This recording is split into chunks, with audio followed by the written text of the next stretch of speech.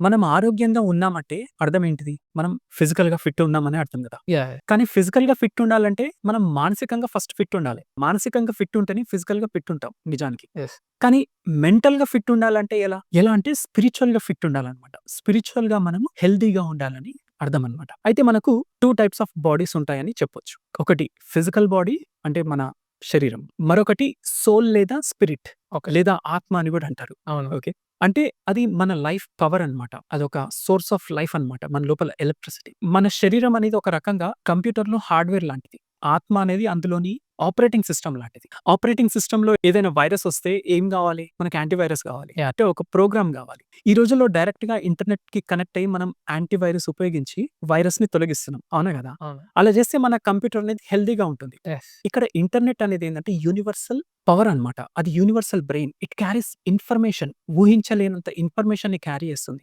Same like natural intelligence. కాబట్టి మనం మన కంప్యూటర్ ఆపరేటింగ్ సిస్టమ్‌లో ఏ వైరస్ వచ్చినా లేదా హ్యాక్ అయినా పట్టించుకోలేదనుకోండి. యాహ్! సిస్టమ్ బ్రతుకుతుందా?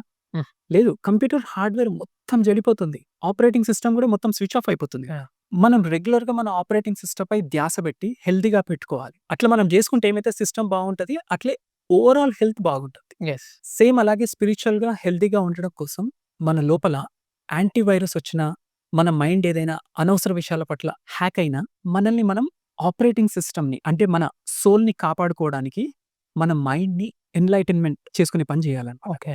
అయితే అది ఎలా చేయాలనడానికి మన సనాతన ధర్మంలో ఋషులు కొన్ని రకాల ప్రోగ్రామ్స్ ఇచ్చారనమాట. హ్మ్. అందులో ఏమేమి ఇచ్చారంటే, మీరు సమాధి స్థితిలో మైండ్‌ని ఆల్టర్ చేసుకోవచ్చని చెప్పారు. అంటే మన సిస్టమ్‌ని సరి చేసుకోవచ్చని అర్థం. ఓకే. ఓకే. కానీ అది అందరికీ సాధ్యం గాదు. కాబట్టి ఇంకా ఏం చెప్పారంటే మంత్రాలు ఉచ్చరించి మన బ్రెయిన్ సాఫ్ట్‌వేర్‌ని నేచర్‌తో ట్యూన్ చేసుకోమని చెప్పిండ్రు. అది గూడా కొందరికి సాధ్యం కాకపోవచ్చు.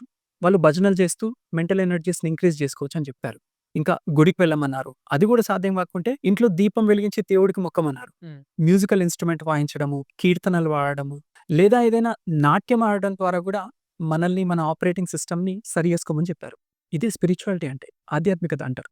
కాబట్టి మీరిందులో ఏదో ఒక ప్రోగ్రామ్‌ని మీ అవసరానికి తగ్గట్టు వినియోగించుకుంటూ జీవించాలి. అందుకే స్పిరిచ్యువల్‌గా ఉంటూ ఈ లైఫ్‌ని ఎక్స్‌ప్లోర్ చేస్తూ ఉండాలని మనకు మన పూర్వీకులు చెప్పారనమాట. యాహ్! సనాతన ధర్మంలో ఎంతో లోతైన ఫిలాసఫీ ఉంటుంది. దాన్ని మనం అర్థం చేసుకోగలగాలి. యూత్ మాత్రమే గాదు. పిల్లలు, పెద్దలు ప్రతి ఒక్కరు స్పిరిచ్యువల్‌గా ఉండాలి. అంటే ఈ మైండ్‌ని నేచర్ ఇంటెలిజెన్స్‌తో కనెక్ట్ అయ్యి ఉండాలన్నమాట. ఓకే.